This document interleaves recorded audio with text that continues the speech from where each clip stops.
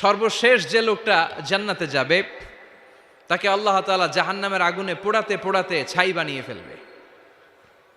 আল্লাহ বলবেন, জিব্রাইল যাও একটু দেখো, একটা মাত্র সেজদা দিয়েছে আমাকে, এরকম কাউরে পাওয়া যায় কিনা। বাটি চালান দিয়ে দেখো পাওয়া যায় কিনা। খুঁজে খুঁজে কাউরে পাবে না। আল্লাহ বললেন আবার দেখো, খুঁজে খুঁজে একজনকে পাবে, সামান্য ইমানের ছিটে ফোঁটা তার অন্তরে ছিল। আল্লাহ বলবেন যেহেতু ছিটে ফোঁটা আছে, অনেক মায়ের খাইছে, ওকে বের করে জাহান্নাম থেকে বের করে একটা নির্ধারিত দূরত্বে রেখে দাও। রেখে দেয়া হবে, কিন্তু জাহান্নামের আগুনের লেলিহান শিখাতে তার গা ঝলসে যাবে। সে আল্লাহর ডেকে বলবে, মাবুদ তোমার কাছে আমি কিছু চাই না, জাহান্নাম থেকে তুমি আমাকে বের করেছো, জীবন নদীর পানি তুমি আমার গায়ের মধ্যে ঢেলে দিয়েছো, আমি আবার সজীবতা ফিরে পেয়েছি। আমি তোমার কাছে জান্নাত চাই না, শুধু নিরাপদ একটা দূরত্বে আমাকে রেখে আসো, যাতে জাহান্নামের আগুন আমারে কষ্ট দিতে না পারে। আল্লাহ আমি কিন্তু তোমার কাছে জান্নাত চাই না। কি চাই না? জান্নাত চাই না, কিন্তু জাহান্নামের আগুন আমারে কষ্ট দিচ্ছে, এতটা দূরত্বে রাখো যাতে জাহান্নামের আগুন আমার গায়ে না লাগে। আল্লাহ বললেন ওকে রাখবো, কিন্তু আমার সাথে একটা কন্ট্রাক্টে যেতে হবে, যে এটা তোমাকে দিলে তুমি আর নতুন করে কিছু চাবা না। সে বলবে আমি রাজি, কন্ট্রাক্ট হয়ে যাবে। আল্লাহ জিব্রাইলরে বলবেন যাও এমন দূরত্বে রাখো যাতে জাহান্নামের আগুন ওরে কষ্ট না দেয়।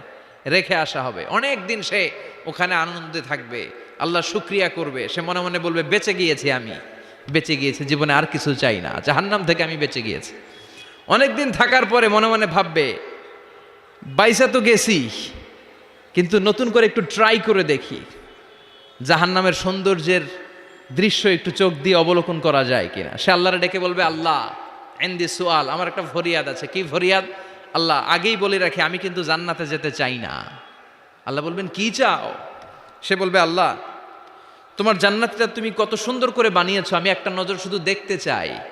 জান্নাতের দরজার সামনে নিয়ে যদি আমারে বসিয়ে রাখো, দ্যাটস ইনাফ, আর কিছু চাই না, শুধু জান্নাতের দরজার সামনে। আল্লাহ বললেন তুই না ওয়াদা করেছিস, তুই না চুক্তি করেছিস। সে বলবে আল্লাহ আমারে হতভাগা বানাইয়া তোমার কি লাভ? সুবহানাল্লাহ পড়েন।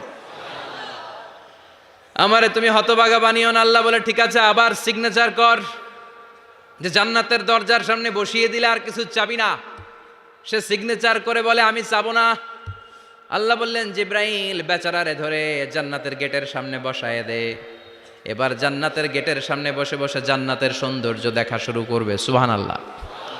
এমন সৌন্দর্য যেটা চোখ দিয়ে কেউ দেখে নাই, কান দিয়ে শোনে নাই। ওই সৌন্দর্য চোখে দেখে, কান দিয়ে আওয়াজ শোনে, মাগার ভোগ করতে পারে না। অন্তরে জ্বালা আছে না নাই? এয়ার কন্ডিশনের রুমে ঢুকতে না পারলেও, এয়ার কন্ডিশনের রুমের দরজার বাইরে দাঁড়ালো, এয়ার কন্ডিশনের রুমের একটা ঠান্ডা বাতাস গায়ে লাগে না? কথা বলেন তো। ও যখন জান্নাতের দরজার সামনে দাঁড়াবে, ওর গায়েও এরকম জান্নাতের ঠান্ডা বাতাসের হিমেল ছোঁয়া গাটাকে শীতল করে দিবে। ওই শীতল হয়ে যাওয়ার পরে আর তো সহ্য হবে না, আবার আল্লাহরে ডাকবে। মনে মনে ভাববে আর একটু ট্রাই করি না, দোষ কি, আস্তে আস্তে অনেক দূর তো আগাইছি। সুবহানাল্লাহ কইবেন না? এবার আল্লাহরে বলবে আল্লাহ ইনদি সুআল, আল্লাহ তুমি যদি কোনো বিষয়ে নতুন করে ডিসিশন নাও, তোমারে জিজ্ঞেস করার মতো কি কেউ আছে? আল্লাহ বলে না, আমি তো সব রাজার বড় রাজা, মহারাজা, আমার উপরে তো কারো কথা চলে না। ওই হতভাগা লোকটা বলবে আল্লাহ এত সুন্দর জান্নাত তুমি বানালা, চোখ দিয়ে সৌন্দর্য দেখি, কান দিয়ে আওয়াজগুলো শুনি, হুর আর গেলমান হেঁটে বেড়ায়, এত সুন্দর জান্নাত চোখ দিয়ে দেখি, ঢুকতে পারি না, আমারে কষ্ট দিয়ে তোমার কি লাভ? ও আল্লাহ আমারে তুমি মাফ করে দাও, জান্নাতের চিপার মধ্যে এক কর্নারে তুমি একটু আমারে জায়গা করে দাও। আল্লাহ বলবেন ওয়াই হাক ইয়াবনা আদম, তোর ধ্বংস হোক হে আদম জাত, মা আগদারাকা, তোর চেয়ে বড় গাদ্দার আমি আমার সৃষ্টিকুলে কাউরে দেখি নাই, কারণ তুই আমার সাথে চুক্তি করিস আর চুক্তি ভঙ্গ করিস। আল্লাহর রহমতের দরিয়ায় তখন জোশ খেলে যাবে, ওর আকুতি মিনতি চাহনি আল্লাহর রহমতের দরিয়ার মধ্যে জোশ লাগিয়ে দিবে। আল্লাহর দয়া হয়ে যাবে, মায়া হয়ে যাবে। আল্লাহ বলবেন ঠিক আছে জান্নাতে যা।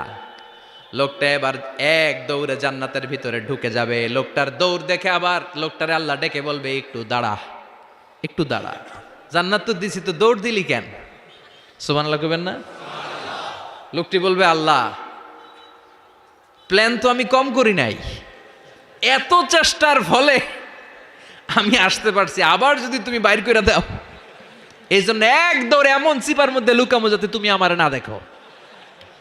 আবার আল্লাহর রহমতের দরিয়ায় জোশ খেলে যাবে, আল্লাহ কাছে ডাকবে, কাছে আয়, ও গোলাম তোর কি মনে চায় আমারে বল, আজকে তুই চাইতে থাক, আমি দিতে দিতে তোর মনের সব আশা পূরণ করে দেব। লোকটা খুশি হয়ে বলবে, আল্লাহ আমারে এটা দাও, বাড়ি দাও, গাড়ি দাও, নারী দাও, এটা দাও, ওটা দাও, একের পর এক চাইতে থাকবে, আল্লাহ সব তারে দিতে থাকবে। চাইতে চাইতে লোকটার সব চাওয়া যখন শেষ, সে বলবে, আল্লাহ আর আমার চাওয়ার কিছু নাই। আল্লাহ বলেন, নো, এত তাড়াতাড়ি যে তুমি খেলা শেষ করতে পারবা না মনু, আমার সাথে তোমার এই খেলা আরো লম্বা সময় চলতে হবে, তোমার অনেক কিছু চাইতে হবে। তুই আজকে চাইতে চাইতে তোর সব চাও আমার কাছে বলবি, আর আমি দিতে দিতে তোর জীবন ধন্য করে দেব। সে আবার চাইতে শুরু করবে, আল্লাহ এটা দাও, ওটা দাও, ওটা দাও, আল্লাহ দিতে দিতে সব দিবে। এরপরে বলবে, আল্লাহ মাফও চাই, দোয়াও চাই, আর চাওয়ার কিছু নাই। আল্লাহ বলবেন, তাই ঠিক আছে, তোরে আমি জান্নাতে ঢুকাই দিলাম, তবে মনে রাখিস তোর জান্নাতটা হবে সবচেয়ে ছোট জান্নাত, আর তোর জান্নাতটা হবে এই পৃথিবীর 10 গুণ। চিল্লায় এখন সুবহানাল্লাহ।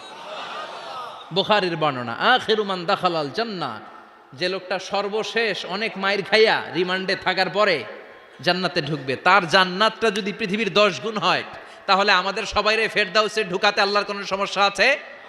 চিল্লায় বলেন, সমস্যা আছে? এজন্য আমরা আল্লাহর কাছে কোন জান্নাত চাই? কথা বলেন।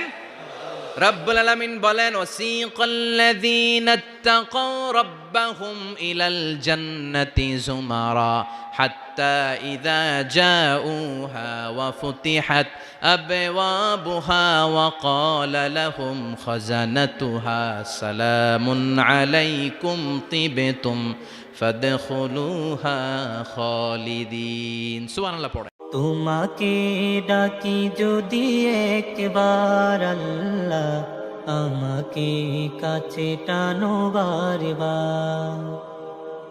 তোমাকে ডাকি যদি একবার আল্লাহ।